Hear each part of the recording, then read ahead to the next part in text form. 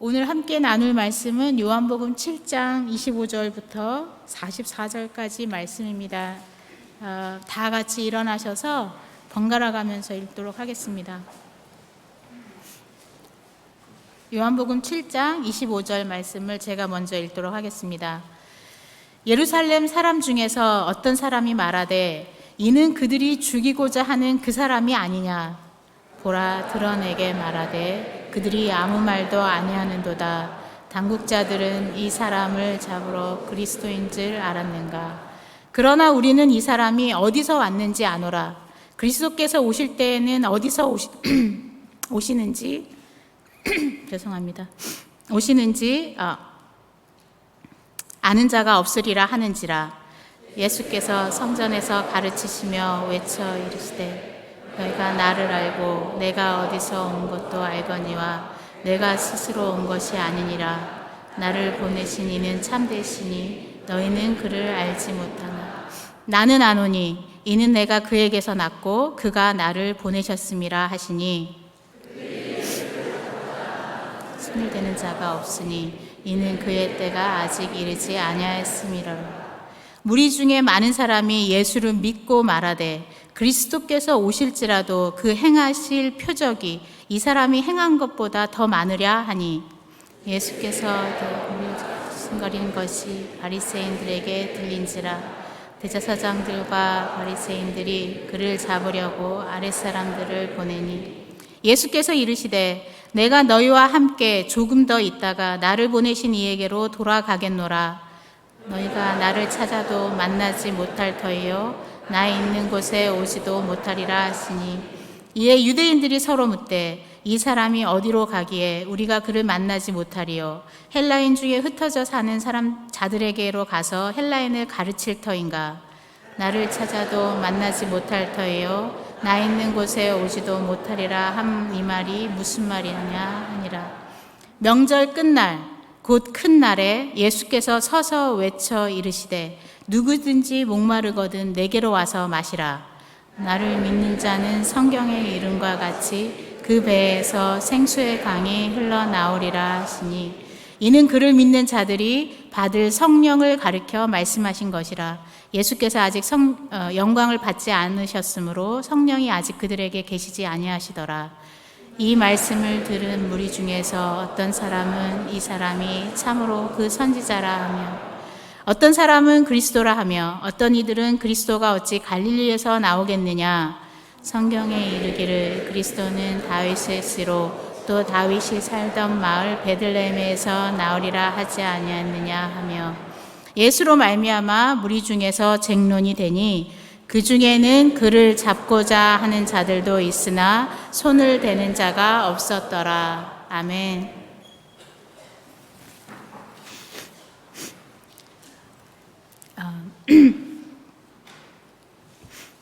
제가 지난 8월 4일에 말씀을 나누면서 그 요한복음에 대해서 잠깐 언급한 적이 있었습니다. 제가 그날 이제 나눴던 주제는 나에게 예수님은 이라는 제목으로 니고데모와 관련된 내용들을 나눴었는데요. 요한복음의 그 특징이 그 예수님이 공생의 기간 동안 행하신 그 일들이 어떠한 시간적인 배경에서 이루어진 일인지를 자세하게 기록하고 있습니다. 다른 복음서에서는 그 시간적인 배경에 대해서 구체적으로 기록하지 않는 곳이 많은데 요한복음에는 그 일을 행하신 그 시간이 어느 절기에 그러한 일들을 행하셨는지를 기록하고 있는 것을 볼 수가 있습니다. 요한복음 20장에 보면 30절과 31절에 사도 요한이 이 요한복음을 기록하면서 왜 이 복음서를 기록하고 있는지를 분명히 밝히고 있는데 제가 읽어드리면 예수께서 제자들 앞에서 이 책에 기록되지 아니한 다른 표적도 많이 행하셨으나 오직 이것을 기록함은 너희로 예수께서 하나님의 아들 그리스도이심을 믿게 하려 함이요 또 너희로 믿고 그 이름을 힘입어 생명을 얻게 하려 함이니라 라고 말씀하고 있습니다.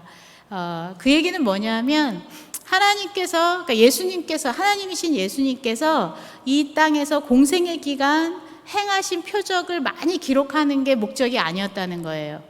그 표적을 기록한 목적은, 그 행하신 표적은 그것보다 훨씬 더 많지만 지금 요한복음에서 선별적으로 기록하고 있는 것들을 통해서 예수님께서 하나님의 아들, 그러니까 곧 하나님이심을 분명히 밝히면서 그 아들 예수 그리스도를 믿음으로 말미암아 주어지는 생명, 그래서 그 생명이 그 모든 믿는 자에게 있음을 알게 하려 하기 위해서 사도 요한이 이 요한복음을 기록하고 있다고 얘기하고 있습니다. 그러면 다른 복음서에서와 달리 사도 요한이 왜 예수님의 공생의 기간 동안 행하셨던 일들을 절기와 결부시키면서 그 시간적인 배경을 기록하고 있냐는 거죠. 그 얘기는 어떤 일을 행하셨다, 어떠한 기적을 행하셨다라는 것을 전달하는 목적보다 더 깊은 그 의도가 있음을 우리가 알 수가 있습니다. 이제 그거를 이해를 하려면 이제 절기에 대해서 좀 이제 알 필요가 있는데, 이 시간은 뭐 절기를 다 설명할 수는 없지만 여기 제가 이제 간단하게 표로 요한복음에 나오는 절기들을 이제 요약해 본 건데요. 여기 보시면은 그러니까 유월절에 대해서 많이 기록하고 있는 것을 볼 수가 있습니다. 요한복음 5장 같은 경우에는 유대인의 명절이라고만 기록되어 있기 때문에 그게 유월절인지 초막절인지는 알 수가 없습니다. 근데 많은 분들은 사실 이제 초막절일 가능성이 높다고 생각을 하세요.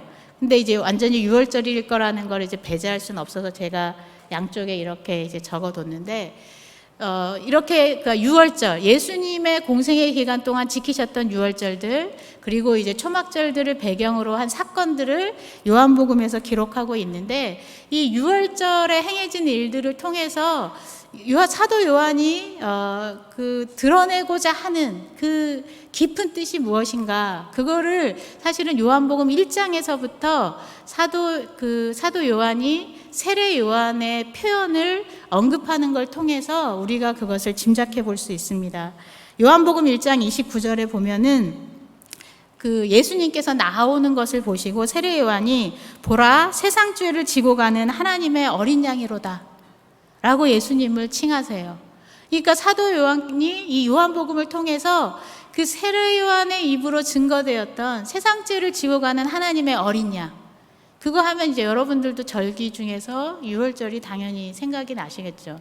그래서 유월절날 이루어진 행적들에 대해서 요한복음에서 기록하고 있는 것들을 볼 수 있습니다. 오늘은 이제 저희가 요한복음 7장에 나와 있는 내용을 볼 텐데, 요한복음 7장은 초막절을 배경으로 하고 있습니다.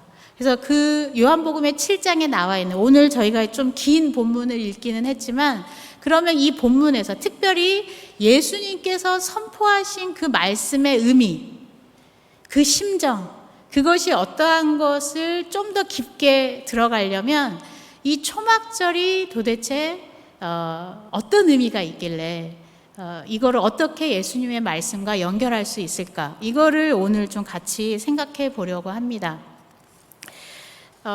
그 초막절을 먼저 들어가기 전에 이 유월절이나 초막절 뿐만 아니라 이제 가운데 77절, 이제 오순절이라고도 하는 77절, 이 세 가지가 유대인들에게는 유대인 남자라면 반드시 지켜야 되는 그 3대 절기입니다.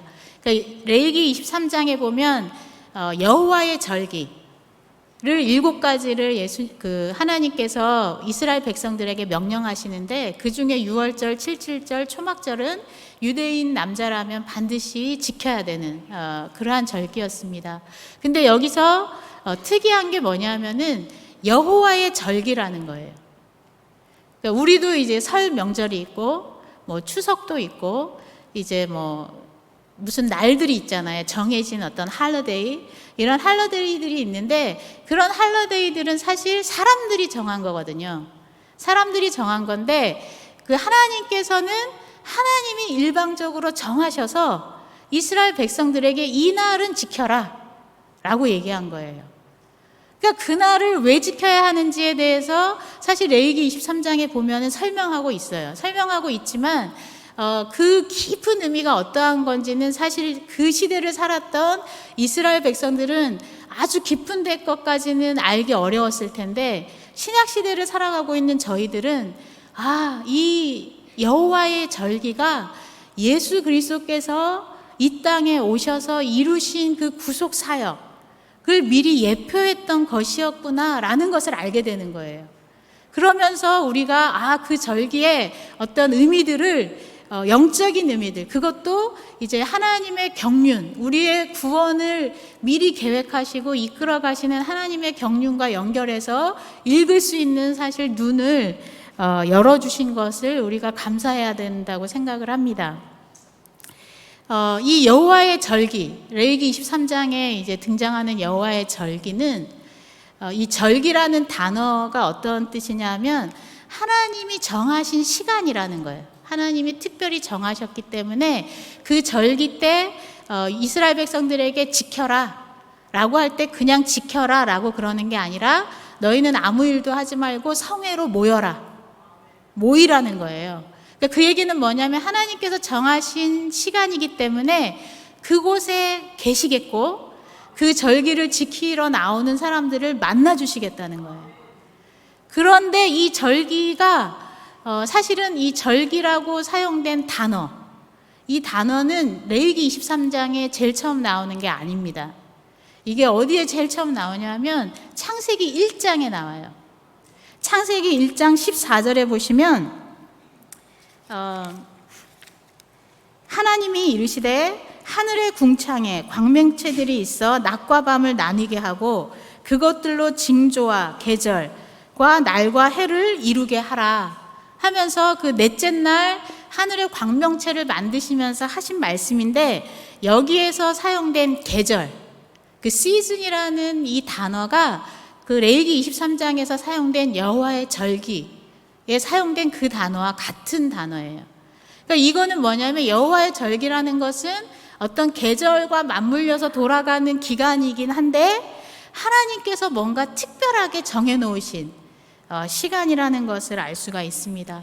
그래서 이 여호와의 절기와 그 하나님이 특별히 정해놓으신 시간과 이 우리의 구속사역이 어떻게 연결되는지를 여러분이 염두에 두시고 성경을 읽다 보면 이제 그동안 못 보던 것들을 이제 볼 수 있는, 그 중에 하나가 이제 오늘 아마 요한복음 7장을 보시면서 여러분들이 그런 경험을 할 수 있기를 바랍니다. 오늘 이제 같이 보게 되는 초막절, 특별히 이제 요한복음 7장에 보시면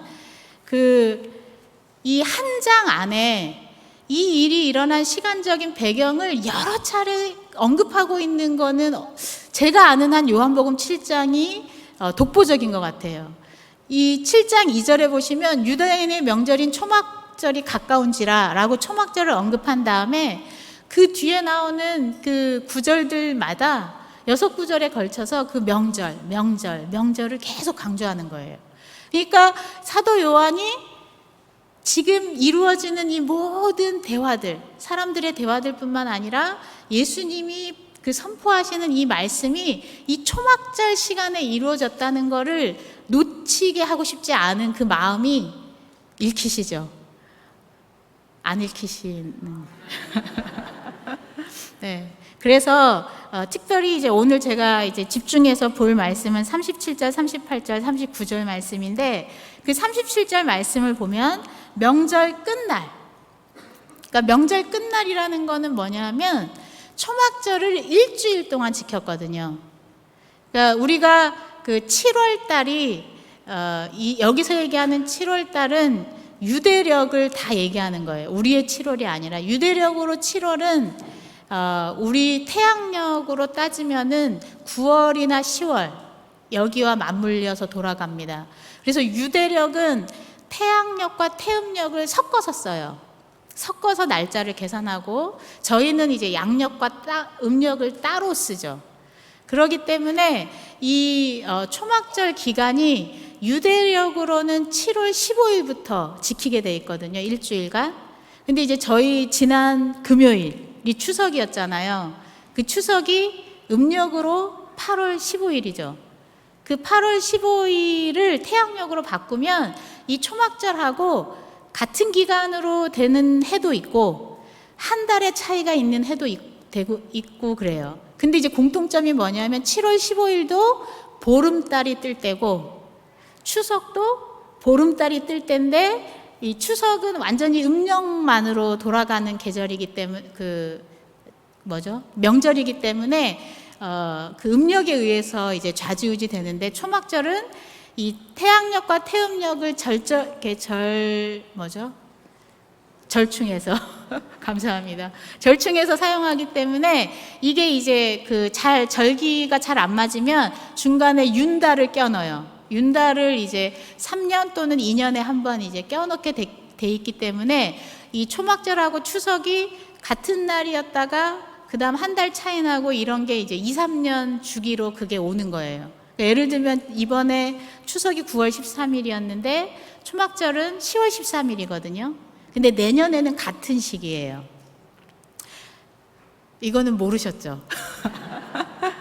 그러니까 이게 추석이 저희는 이제 조상 때부터 내려와서 그렇게 이제 지켰기 때문에 그냥 지켜왔는데 그냥 저는 이제 혼자 상상할 때 이런 어떤 추수감사절의 그런 그 스피릿이 전달되지 않았을까라는 생각도 이제 혼자 그냥 해보는데 어쨌든 초막절이 그러한 이제 추석이 갖는 의미도 가지고 있다는 거예요. 그래서 유대의 그 여호와의 절기 6월절, 7.7절, 초막절은 다 뭐와 또 연관이 돼 있냐면 농사의 사이클과 연관이 돼 있어요. 그러니까 6월절 기간에는 보리의 추수를 시작하는 시점이거든요. 그래서 이제 초실절, 이때가 그 보리의 첫 이삭을 드리는 그러한 때이고, 맥추절, 7.7절을 맥추절이라고도 하는데 그 맥추절이라는 건 뭐냐면 보리의 수확이 끝나는 시기예요. 그리고 초막절이 되면은 보리 그 중간에 있었던 밀수확 그리고 여름 과일 수확이 다 끝나는, 그래서 한국에서의 어떤 추석의 느낌, 모든 일련의 농사가 끝나서 굉장히 풍성한 가운데 드리게 되는 그 추수감사절의 의미를 갖는 경우가 있습니다. 그러니까 그런 어떤 추수감사의 의미를 담아서 이 초막절을 다른 말로 수장절이라고도 해요.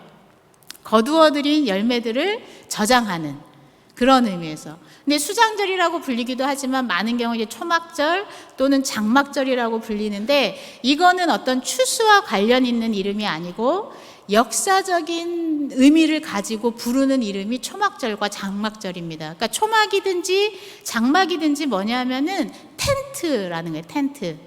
그러니까 이스라엘 백성들이 언제 텐트를 쳤어요?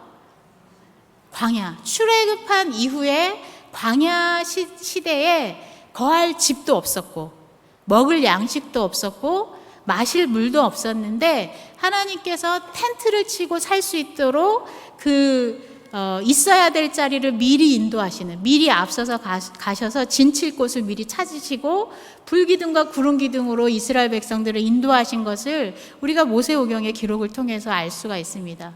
그러면서 이 초막절을 지키라고 하는 이유는 바로 모든 수확을 다 거둬들여서 모든 것이 풍성한 그때에 마음이 풀어지고 사실은 교만해질 수 있는 그 상황에 이 초막절을 지키게 함으로써 언제를, 하나님의 은혜 없이는 살아갈 수 없었던 그 시절, 광야 시절을 기억하면서 그 하나님의 은혜를 다시 한번 감사하는, 그래서 먹을 것이 없었을 때에 만나로 내려주시고 물이 없을 때 반석에서 그 생수를 내게 하셨던 그 하나님의 놀라운 은혜, 그것이 올 한 해 이스라엘 백성들의 그 수확한 작물에도 동일한 하나님의 은혜가 있었음을 기억하고 감사하는 절기가 바로 이 초막절이었습니다.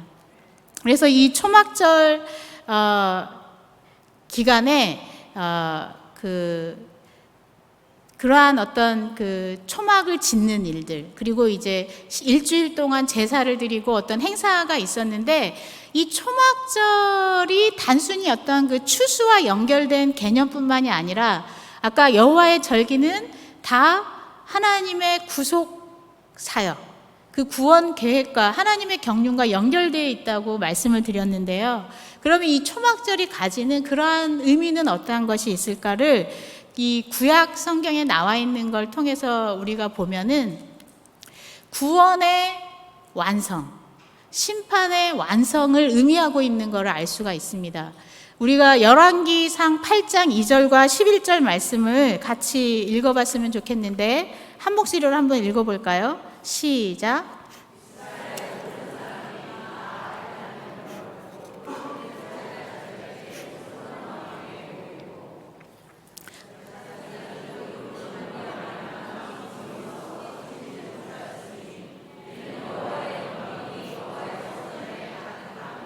네. 지금 읽었을 때 이 상황이 어떤 상황인지 혹시 떠오르십니까? 이때가 솔로몬 때에 예루살렘 성전을 완성한 다음에 하나님 앞에 봉헌하는 봉헌식이 이루어질 때였어요. 근데 그 시기가 언제냐면 저기에 에다님월 곧 7번째 달 절기. 그러니까 유대력으로 7월달 절기가 뭐라고요? 초막절이거든요. 그러니까 그 절기 때에 백성들이 다 나와서 하나님께 이 예루살렘 성전을 봉헌할 때였던 거예요. 그 봉헌할 때 거기에 하나님께서 응답하시면서 그 성전 가운데 충만하게 임재하시는, 그래서 여호와의 영광이 그 가운데 충만한 임재, 그 임마누엘의 하나님을 경험하게 한 거예요. 이게 바로 구원의 완성이거든요. 우리가 예수를 주와 그리스도로 영접할 때 성령을 선물로 받는, 그래서 우리가 몸된 성전인데 여기에 그 하나님의 영, 그리스도의 영이 충만히 임재하는 그 구원의 완성을 얘기하고 있습니다. 뿐만 아니라 그 뒤에 보시면 스가랴 말씀 14장 말씀이 있는데 한번 같이 읽어보도록 하겠습니다. 시작.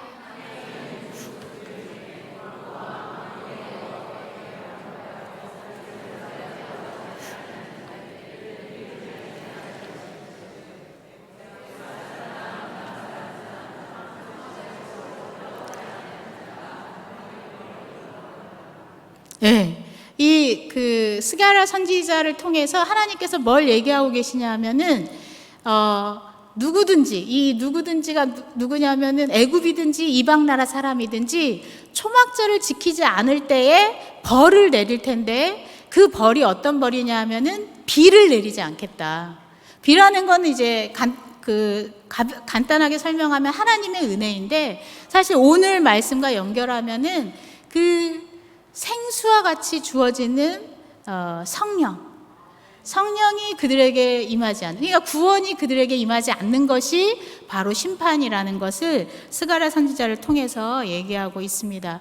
그래서 우리가 초막절이 모든 수확을 거둬들인 다음에 그 추수감사절의 의미를 가지고 광야 시대 때에 초막에서 살았던 것을 기억하면서 그 초막에서 일주일 동안 지내는 그러한 의미뿐만 아니라 영적으로는 구원과 그거와 반대되는 심판의 완성의 의미를 가지고 있다는 것을 여러분이 기억하실 필요가 있습니다. 이 초막절날 그래서 그 행해졌던 행사들이 있어요. 근데 그 행사들 중에 이제 특이한 그 초막절에만 행해진 행사가 뭐가 있었냐면은 초막 짓는 거예요. 그러니까 이 이스라엘 백성들이 본인의 집이 다 있는데 집에서 지내지 않고 집 앞 마당이라든지 아니면 다른 데 공터에든지 초막을 짓고 거기 가서 지내는 거야, 겸손하게. 그래서 이제 이 초막절이 유대력으로 7월 15일에 시작이 되는데, 여러분 레위기 묵상할 때 대속제일 기억나세요? 그 대속제일이 7월 10일이거든요. 그 대속제일이 끝난 다음에 5일 후에 이 초막절을 지키게 돼 있어요. 그래서 대속제일에 그 모든 제사함의 제사가 끝나면 이 모든 유대인들은 이 초막을 짓는데 이제 몰두하는 거죠. 그리고서는 이제 7월 15일부터 21일까지 일주일 동안 그 초막 짓기를 통해서 초막절을 준비하게 됩니다. 그 다음에 행해지는 행사 중에 그 여인의 뜰이 있어요. 그러니까 예루살렘 성전의 이제 구조에 보면 여인의 뜰이라는 장소가 있는데 거기에 연복회가 있었는데 그 여인의 뜰에 등불을 환하게 밝히는 그러한 행사가 있었어요. 그래서 오늘 본문하고는 상관없기 때문에 간단히 언급하면 요한복음 8장에 그 가늠한 여인 사건 바로 뒤에 보면은 예수님께서 내가 세상의 빛이다 라고 선포하시면서 이 말씀을 어디서 했다고 얘기를 해요. 그거를 연복의 앞에서 했다라고 사도 요한이 친절하게 설명하거든요. 그러니까 그 얘기는 뭐냐면 예수님이 내가 세상의 빛이다 라고 선포한 그 말씀은 그 여인의 뜰에서 그 초막절 기간 내내 등불을 환하게 밝히는, 그게 빛으로 오실 메시아를 상징하는 그 행사장의 현장에서 예수님이 내가 그 세상의 빛이라는 것을 말씀하신 겁니다. 그러한 행사가 있었고, 그 다음에는 이제 오늘 본문과 관련된 중요한 행사인데, 이 물 붓는 행사가 있었어요.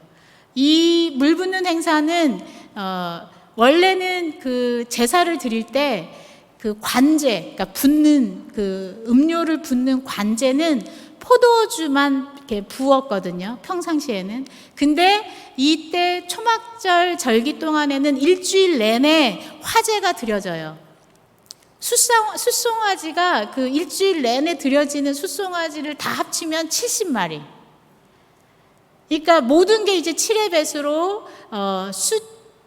숫양과 그 다음에 소재와 이런 것들이 이제 드려지게 돼 있는데, 그 드려질 때 그 매일 관제로 포도주를 붓는데 포도주만 붓는 게 아니라 물도 같이 붓는 일이 이 초막절 행사에서 이루어지는데, 그 물을 어디서 떠오느냐 하면은 제사장이, 그 지정된 제사장이 금으로 만들어진 주전자를 들고 실로암 못으로 갑니다. 실로암 못에 가서 거기에서 물을 떠서 들고 이제 번제단이 있는 곳으로 와서 그 제사를 드리는 번제단 위에 포도주와 함께 이 물을 붓는 행사를 매일 하는 거예요.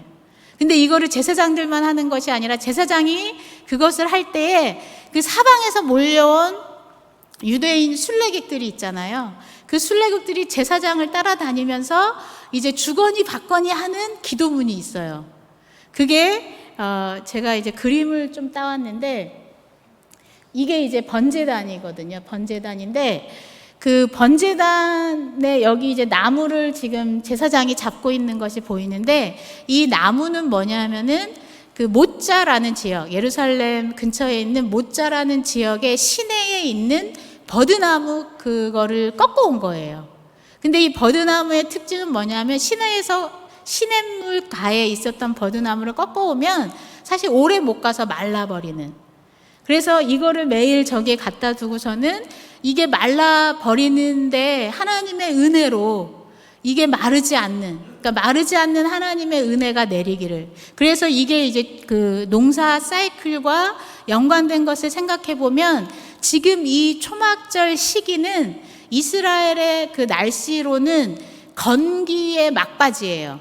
그러니까 6개월 동안 아주 건조한 날씨가 이제 계속되는데 건기의 막바지고, 이제 농사를 시작해야 되는, 내년의 추수를 위해서 보리와 밀을 파종해야 되는 시기인데 땅을 이렇게 기경해야 되잖아요. 기경하려면 너무 마른 땅이면 안 되기 때문에 이거를 파종을 잘하려면 사실은 그 적절한 비가 필요한데, 그 비가 오는 타이밍은 아직 아니기 때문에 이른 비, 그 이스라엘 백성들이 왜 이른 비와 늦은 비의 은혜를 간구하는 그러한 그 대목들을 여러분이 보실 수 있는데, 이게 건기의 막바지에 이른 비를 간구하는 거예요. 이 버드나무가 마르지 않도록 우리가 내년의 농사를 위해서도 하나님께서 정말 그 물 붓듯이 은혜를 부어 주십시오 라는 의미로 이거를 갖다 놓는 거예요. 그래서 이 번제단 위에 물을 관제로 부으면서는 이런 어떤 그 기우제 성격의 이른 비를 기대하는 그러한 마음도 있고, 또 사실은 이 초막절 자체가 광야의 생활을 기억하고 감사하는 거기 때문에 그 물이 없던 그 시대에도 하나님께서 반석에서 물이 나게 하셨던 것처럼 우리에게 그러한 그 생수를 허락하여 주십시오. 그래서 감사와 기원을 담는 그러한 행사였고, 또한 그 다른 거는 메시아가 오심을 통해서 성령이 부어질 것에 대한 기대, 담은 것이 이 물 붓는 그 행사 안에 있었던 것입니다. 그래서 여기 보시면 사실 엄청난 인파가 한꺼번에 그 제사장 뒤를 따라가면서 제사장이 뭐를 선포하냐 하면은 이사야서 12장 말씀을 선포합니다. 이사야서 12장 말씀을 선포하는데 그 이사야서 12장 말씀이 뭐냐 하면은 내가 구원의 우물물에서 너가 그 우물물을 길어낼 거다라는 것을 선포하면 이 옆에 있는 제사장들이 시편 118편의 말씀을 선포하면 그 순례객들이 이거를 같이 막 외치는 거예요. 그러면서 같이 외치는 게 뭐냐면 여호와여 구하옵나니 이제 구원하소서. 여호와여 우리가 구하옵나니 형통케 하십시오. 그러니까 이거를 수많은 그 순례자들이 우리를 구원해 주십시오. 지금 물 붓듯이 부어지는 이 은혜를 우리가 간구하니까 우리를 구원해 주십시오. 이거를 계속해서 외치고 있는 것을 볼 수가 있습니다. 그러한 외침의 한복판에서 오늘 7장 37절에 보면 이 명절 끝날, 이게 일주일 중에 마지막 날이라고 그랬잖아요. 그러니까 매일 이 번제단을 한 바퀴씩 돌았어요. 이걸 막 외치면서. 근데 7째 날은 몇 바퀴를 돌았을까요? 7바퀴를 돌았어요. 여리고성을 돌았던 때를 이제 떠올리게 하는. 그래서 7바퀴를 돌면서 이 수많은 사람이 이걸 외친다고 생각해 보세요. 근데 예수님이 이 상황에서 명절 끝날, 곧 큰 날에 예수께서 서서 외치는데 누구든지 목마르거든 내게로 와서 마시라 라고 얘기는 하는데 예수님의 이 심정이 어땠을까? 지금 종교적인 행사에 완전히 몰입해서 모든 사람들이 여호와여 우리를 구원해 주십시오. 우리를 구원해 주십시오 라고 지금 외치는 상황에서 구원할 메시아가 바로 옆에 서 있는데 그 예수님을 보지 못하고 완전히 그냥 전통에 매여서 그동안 지켰던 절기의 행사의 절차, 여기에 매여서 그 종교적인 행사를 따라하는 그 모든 무리들을 향해서 이 무리들은 이제 오늘 끝날이 끝나면 내일은 집으로 다 돌아가게 될 그 얘기는 뭐예요? 다시 예수님의 말씀을 들을 기회가 언제 다시 올지 모르는 이 사람들을 향해서 예수님이 큰 소리로 외치는 거예요. 누구든지 목마르거든 내게로 와서 마시라. 여기에서 누구든지라는 말을 통해서 차별이 없다는 거예요. 누구든지 들을 귀만 있으면 들을 수 있다는 거예요. 이 말씀을 통해서 사실 이사야 선지자가 얘기했던 55장 1절의 말씀이 사실은 유대인들에게는 떠올라야 되는 그 말씀입니다. 오라 너희 모든 목마른 자들아 물로 나아오라. 돈 없는 자도 오라. 너희는 와서 사 먹되 돈 없이 값 없이 와서 포도주와 젖을 사라. 이 이사야 선지자가 선포했던 그 말씀이 기억나도록 이 예수님이 본인이 메시아임을 선포하면서 누구든지 목마르거든 목이 마른 걸 알아야 된다는 거예요. 지금 이 종교적인 행사를 엄청나게 하고 있지만 실질은 자기가 목마른 존재인데 목마름을 모를 수도 있어요. 이 목마름은 다른 게 아니라 그 하나님을 향한 갈망, 하나님을 통해서 이루어질 구원에 대한 갈망. 이 갈망이 있는 자들은 어떻게 하라고 했냐면 내게로 와서 마셔라. 이 내게로 와서 마셔라. 어떤 느낌으로 다가오십니까? 이 내게로 와서 마셔라라는 것은 개인적이에요. 굉장히 개인적이에요. 예수님께 개인적으로 와서 개인적인 어떤 관계를 형성하는 어떤 무리 중에서 지금 이스라엘 온 백성들이 번제단을 7바퀴를 돌면서 여호와여 우리를 구원하소서 한다고 외친다고 해서 구원이 임하는 게 아니라 예수님께 개인적으로 나와서 그 예수님이 베푸시는 그 생수를 마셔야 된다는 거예요. 그래서 마시라. 그러면 그 마시는 자에게는 나를 믿는 자에게는 여기서 이제 마시는 자, 나를 믿는 자, 이거는 이 단어를 보시면서도 아시겠지만 이게 일회 사건으로 끝나는 게 아니에요. 내가 예수님을 주와 그리스도로 언제 영접했다 라는 걸로 끝나는 게 아니라 지금 이제 예수님이 선포하고자 하는 이 말씀이 이루어지는 거는 ongoing process라는 거예요.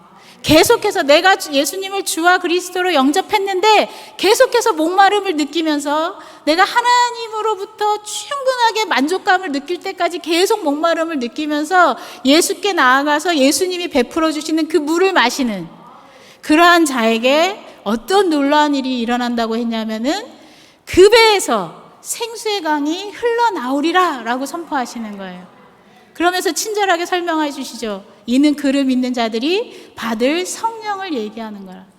여기에서 성경의 이름같이 라고 설명하고 있지만 어떤 특별한 구절을 인용하고 계신 것이 아니에요. 어떻게 보면 구약 전체에서 예수 그리스도 그 메시아를 받아들이는 자에게 임하는 축복, 그거를 종합적으로 요약하고 있는 것일 것입니다. 그래서 여기에서 얘기할 때 그 배에서, 이 배예요, 이 배. 이 배에서 내가 목말라서 예수님한테 가서 마셨더니 이 배에서 생수의 강이 흘러나온다는 거예요. 말이 되나요? 말이 안 되는 것 같죠? 이게 뭐냐면 그 배라는 게, 이 배라는 단어가 사용된 이 단어가 다른 문맥에서는 뭘로 번역이 되는 단어냐 하면 심령. 그러니까 그게 뭐냐면 배가 마음 깊숙한 곳. 여러분, 우리가 한국말에서 이 사람 배짱이 있어, 이 사람 배포가 든든해, 이런 표현 쓰잖아요. 그때 그 배가 다 똑같은 얘기거든요. 그러니까 우리가 배라고 얘기하지만 사실은 그 사람 깊숙한 심령, 그러니까 예수님께 나아가서 그 목마름을 해결한 자들이 그 마음 깊숙한 곳에서부터 성령의 역사가 일어난다는 거예요. 그렇기 때문에 자연스럽게 생수의 강이 그 마음에서부터 흘러나오는, 그것이 내가 막 노력하고 애써서가 아니라 그냥 예수님께 나아가서 마시는 그것만으로 그냥 자연스럽게 해결된다는 것을 예수님께서 얘기하고 있습니다. 여러분, 나는 예수님을 주와 그리스도로 영접했는데 나는 왜 생수의 강이 콸콸 쏟아지는 걸 못 보지? 라고 생각하시는 분, 한번 생각해 보셔야 된다고 봐요. 이거는 예수님 아까 뭐라 그랬냐면은 누구든지라 그랬거든. 누구든지. 그 사람이 많이 배웠건 못 배웠건, 돈이 많건 적건, 그 사람이 전문적이건 아니건 상관없다는 거예요. 누구든지 그 목마름을 느껴서 예수께 나와서 먹는 자는 그 배에서 생수의 강이 나와야 맞다는 거예요. 근데 그렇지 않다면 뭔가 지금 중간에 걸린 부분이 있다는 거죠. 그 걸린 부분이 아마 대부분의 경우는 예수님을 아직 영접하지 않았으면 예수님을 영접하는 것이 첫 단계일 것이고, 그 다음에는 아마 이게 내가 일회적으로 내가 예수님을 영접했는데 그런데 그 다음부터는 그냥 나 혼자 내 맘대로 사는. 근데 지금 여기서는 뭐라고요? ongoing process라는, 계속해서 나아가는 그것을 얘기하고 있습니다. 이 생수의 강이 흘러날 거라는 것은 사실 구약에서도 예언된 부분이 있습니다. 스가랴서 14장 8절에 보면 그날의 생수가 예루살렘에서 솟아나서 절반은 동해로 절반은 서해로 흐를 것이라 여름에도 겨울에도 그러하리라. 이 예루살렘 회복이 된 다음에는 예루살렘에서 생수가 솟아난다는 거예요. 예루살렘은 여호와의 성전이 있는 곳, 성령이 충만하게 임하시는 곳이에요. 거기에서 여기저기로 흘러가는 것이 있을 것을 얘기하고 있습니다. 이사야 선지자도 이사야서 58장 11절에 보면 여호와가 너를 항상 인도하여 메마른 곳에서도 내 영혼을 만족하게 하며 내 뼈를 견고하게 하리니 너는 물된 동산 같겠고 물이 끊어지지 아니하는 샘 같을 것이라. 우리가 있는 상황이 메마른 곳일지라도 우리가 물된 동산같이 물이 끊이지 아니하는 샘과 같을 거라고 이사야 선지자도 예언하고 있습니다. 근데 사실 이 말씀을 보면서 저에게 제일 먼저 떠오르는 거는 에스겔 성전 이야기였어요. 왜냐하면 요즘 제가 에스겔을 이제 계속 개인적으로 이제 묵상하고 있는데, 그 에스겔서를 보시면 그 에스겔은 모르시는 분도 있을 테니까, 에스겔은 이스라엘이 멸망할 때 2차 포로로 잡혀갔던 선지자입니다. 그가 하나님 앞에 부름을 받아서 하나님께서 그 이상 가운데 보여주시는 것을 이제 선포하는, 그 말씀을 선포하는 선지자였는데, 이스라엘이 멸망하는 것까지도 보여주셔서 그거를 선포하고, 나중에 회복되는 것도 보여주셔서 그 회복도 선포한 선지자인데, 이 에스겔서 43장에 보면 이스라엘이 멸망하면서 사실은 더 마음 아파해야 될 것이 무엇인지를 이 에스겔서 43장에서 보여줍니다. 그게 뭐냐 하면, 그 하나님의 영이, 하나님의 영광이 예루살렘 성전에서 떠나가는 거예요. 그 지성소에 임재하셨던 하나님의 영광이 성소로 나오시고, 문지방을 넘어서 나오시고, 뜰에서 동문을 통해서 나가시고, 동쪽 저 언덕에서 머뭇거리시면서 주저하시지만 떠나실 수밖에 없는 그 이스라엘의 죄, 그거를 성전을 떠나가시는 하나님의 영광으로 에스겔 그 선지자에게 보여주셨는데, 놀라운 것은 그 회복되는 과정에서 그 영광, 하나님의 영광이 다시 그 성전으로 들어오는 거예요. 그래서 여기 에스겔서 47장 1절에 보시면, 그가 나를 데리고 성전 문에 이르시니 그 성전의 앞면이 동쪽을 향하였는데 그 문지방 밑에서 물이 나와. 지금 하나님의 영광이 다시 회복되어서 임하니까 어떤 일이 벌어졌냐 하면, 성전에서 물이 나오는 거예요. 이 물이 성전에만 가득한 게 아니라 47장 2절에 보면 바깥문에도 데리고 나가서 보여주시는데, 그 바깥문을 통해서도 흘러나가는 거예요. 근데 이 흘러나온 물이, 스며나온 물이 아직 강이 되지도 않았어요. 스며나온 물이 하나님께서 천척씩 옮기면서 보여주시는데, 처음에는 발목까지 찼던 것이, 그 다음에는 무릎까지 차고, 그 다음 허리까지 차고, 그 다음에 몸을 움직일 수 없을 만큼 높이까지 채워지는 그 환상을 보여주십니다. 그러면서 47장 우리 6절부터 한번 같이 읽었으면 좋겠습니다. 시작.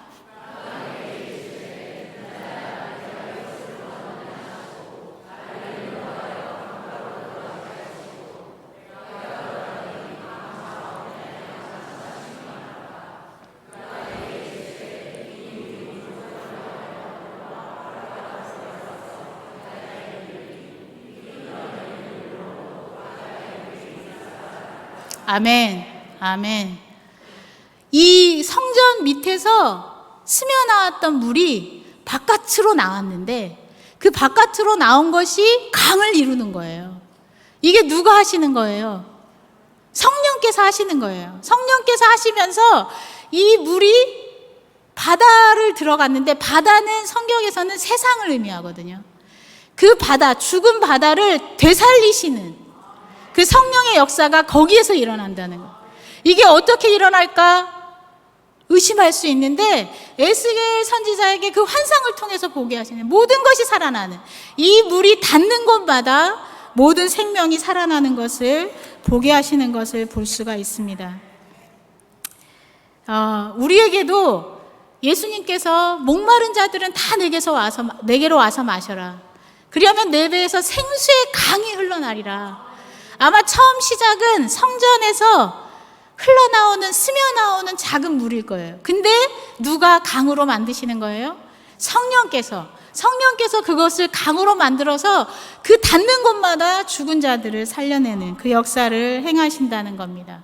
그래서 오늘 말씀을 제가 이제 요약을 하면서, 그 목마름을 느낀 자들이 예수께 나오면 예수님께서 자연스럽게 우리의 배에서 생수의 강이 흘러나가게 하시고, 나만 만족하는 데서 끝나는 것이 아니라 나를 통해서 또 누군가를 살리는 역사를 이어가시기를 원하시는 그 예수님의 외침이 오늘 본문 말씀을 통하여서 주어졌다고 봅니다. 근데 이 일이 이루어지려면 우리가 해야 될 일이 있어요. 그게 뭐냐면 믿음의 고백이에요.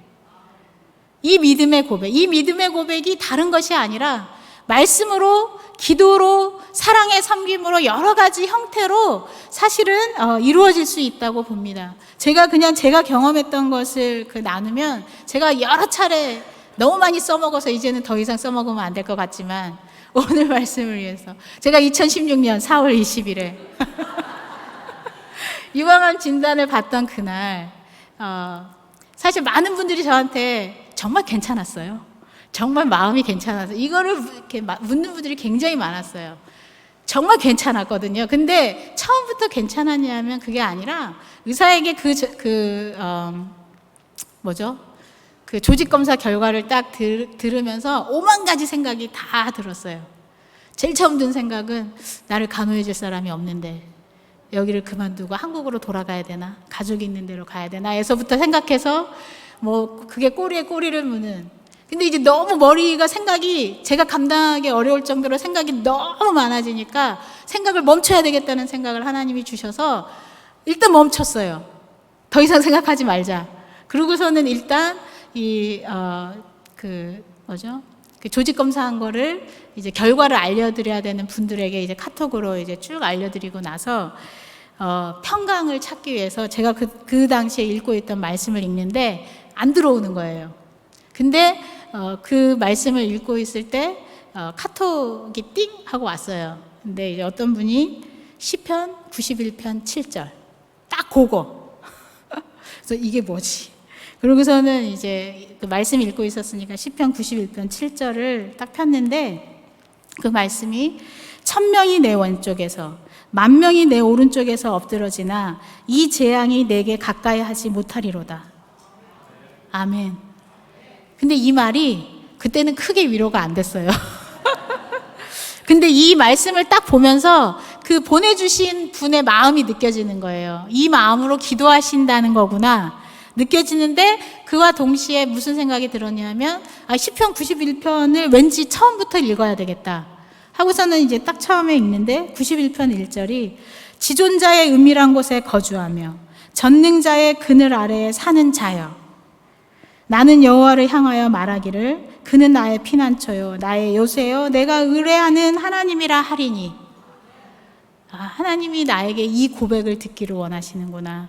그래서 이 말씀을 반복해서 읽었어요. 그리고서는 91편을 쭉 읽는데 저에게 이제 약속의 말씀으로 이제 14절, 15절, 16절을 주셨는데 하나님이 이르시되 그가 나를 사랑한즉 내가 그를 건지리라. 그가 내 이름을 안즉 내가 그를 높이리라. 그가 내게 간구하리니 내가 그에게 응답하리라. 그들이 환난 당할 때 내가 그와 함께하여 그를 건지고 영화롭게 하리라.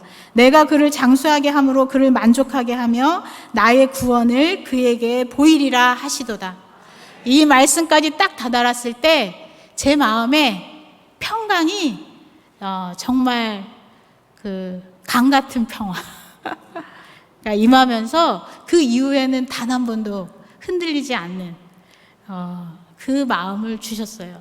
그래서 사실 그 카톡 보내신 분은 아마 기도하는 마음으로 그 말씀을 던지셨다고 봐요. 하지만 성령께서 그 말씀을 통해서 역사하시는 거예요. 이렇게 말씀으로 권면하고 여러분이 기도를 통해서 뭔가를 하나님께 말씀을 붙잡고 기도하면서 던질 때에 하나님께서 일하실 수밖에 없는 성령께서 일하게 하시는 비결이 바로 그겁니다. 여러분이 누군가를 사랑으로 섬기실 때 그 사랑의 섬김이 그 사람의 심령을 건드려서 그가 죽었던 자가 살아나는 역사가 일어나는 것을 기대하게 됩니다. 반주 좀 해주시고 오늘 같이 저희 4024 지금 시작한 지 일주일인데요. 아직도 안 하시는 분, 아까 이제 원 목사님도 기도하셨지만 제가 이제 그 등록하신 분들을 쭉 정리하면서 보니까 제가 2004년부터 빌립보 교회에 와서부터 이제 사홍이사 기도를 계속 이제 하면서 이번에가 제일 많은 인원수인 것 같아요. 하지만 그 인원수가 40% 정도인 것 같아요. 40%. 지금 그 얘기는 여기에 이제 사공이사에 동참하지 않는 분들이 계시다는 얘기거든요. 여러분이 배에서 생수의 강이 흘러 넘치는 것을 경험하시기를 정말 간절히 원하시면 사공이사에 동참하시기 바랍니다. 우리 임수진 자매님 싫어하실 수도 있는데 등록 신청서 내셔도 돼요. 그 시간대별로 조정 맡으신 분들께 연결해 드리겠습니다. 왜냐하면 지금 저희가 간지로 기도 제목이 나가긴 하지만 긴급 기도 제목들이 카톡으로 올라와요. 저희가 월요일날 4024 시작하자마자 엄청나게 그 긴급 기도 제목들이 올라오면서 기도하지 않을 수 없게 만드시는 하나님이 정말 우리 빌립보 성도들이 기도의 자리에 나오기를 너무너무 원하셨구나, 막 동기부여를 해주시는 여러분 같은 마음으로 기도하면서 정말 하나님이 일하시는구나를 함께 느끼기를 원합니다.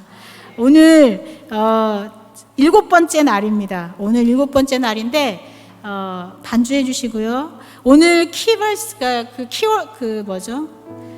요절 말씀은 요한복음 14장 13절에서 14절 말씀인데, 너희가 내 이름으로 무엇을 구하든지 내가 행하리니 이는 아버지로 하여금 아들로 말미암아 영광을 받으시게 하려 함이라. 내가 내 이름으로 무엇이든지 내게 구하면 내가 행하리라. 아멘. 우리가 이 시간 함께 기도하기를 원하는 것은 정말 이 4024 기간을 통하여서 저는 정말 아까 엄 목사님도 100% 얘기하셨는데 모든 빌립보 성도들이 같이 기도의 자리에 나오는 그 날이 속히 이루어지기를 우리가 한 목소리로 기도했으면 좋겠습니다. 그리고 박 목사님, 박준하 목녀님, 선우정숙 집사님, 그리고 2살 해나, 13살 은채, 이 아이들의 그 치유를 위해서 함께 기도해 주시고, 특별히 오늘 다음 세대와 이 시에 다가올 놀라운 부흥을 우리가 준비할 수 있도록 기도해 주시기 바랍니다. 그리고 선교를 위해서는 살람센터를 섬기시는 레다 목사님 가정, 레다 목사님과 나디아 사모님, 그 가정을 위해서 기도해 주시기 원합니다. 그 살람센터를 통해서 무슬림들이 복음을 듣게 되는 그 통로가 되도록 기도해 주시고, 오늘 그 시리아 미전도 종족인 아랍, 쿠르드인, 아르메니아인들을 위해서도 기도해 주시고, 지역 학교인 엘크리지, 랜딩 미들스쿨, 캐롤 커뮤니티 칼리지를 위해서 이 시간 한 목소리로 다 같이 기도한 후에 예배를 마치도록 하겠습니다. 같이 기도하겠습니다. 하나님, 참 감사합니다. 누구든지 목마르거든 내게로 와서 마시라. 나를 믿는 자는 그 배에서 생수의 강이 흘러나오리라 고 약속하여 주신 하나님, 이 시간에 그 목마름이 무엇인지 느낄 수 있도록 주님 인도하여 주시고, 하나님 없이 세상을 살아가는 이 과정 속에서 그 갈급함이 그 심령 가운데 일어나도록 인도하여 주시옵소서. 그래서 예수님께 개인적으로 나아가서 하나님 지속적으로 예수님과 그 교제하는 그 과정을 통하여서 정말 성령께서 각자의 심령 가운데 역사하실 뿐만 아니라 그 심령에서 나온 생수의 강물이 닿는 곳마다 살리는 역사가 일어나는 것을 이 한 주 내내 그 승리의 계가가 우리 가운데 충만할 수 있도록 인도하여 주시옵소서. 모든 빌립보 성도들이 4024 기간에 함께 기도의 자리에 나올 수 있도록 주님 인도하여 주시고, 치유가 필요한 그 모든 분들의 이름을 하나님 기억하여 주시옵소서. 박도훈 목사님, 선우정숙 집사님, 박준하 목녀님, 은채와 해나 이외에도 많은 분들이 고통 중에 있습니다. 그들을 회복하여 주시고, 하나님 또 다음 세대와 이 시에 다가올 놀라운 부흥을 우리가 함께 준비할 수 있는 교회가 되도록 먼저 기도 가운데 성령의 부르심에 아멘으로 화답하며 나아갈 수 있도록 인도하여 주시옵소서. 레다 목사님과 라디아 사모님 그 가정 살람센터를 축복하여 주시옵소서. 복음의 통로가 되게 하여 주시고, 시리아 미디언도 종족 가운데 주님의 복음의 대로가 열리는 놀라운 일들이 있게 하여 주시옵소서. 사람을 보내주시고 어떠한 형태로든지 꿈과 환상으로도 보여주시옵소서. 이 지역 교회, 지역 학교 가운데에 하나님의 사람들을 세워주시옵소서. 마른 뼈와 같은 자들일지라도 주의 성령이 함께 하시면 하나님의 군대가 그 가운데 일어날 줄을 믿습니다. 하나님, 그 교회, 그 학교 가운데에 믿음의 사람들, 믿음의 교사들, 믿음의 학생들을 통하여서 하나님 생수의 강이 흘러 넘쳐서 닿는 곳마다 하나님 살아나는 역사들을 함께 경험할 수 있게 인도하여 주시옵소서. 하나님, 이 모든 기도를 하나님께서 우리가 고백할 때 이루시겠다고 약속하셨기에 하나님의 선하신 뜻을 의지하여 고백합니다. 하나님, 하나님의 뜻대로 선하게 이루실 줄 믿고 감사드립니다. 살아계신 예수 그리스도 이름으로 기도드렸습니다. 아멘.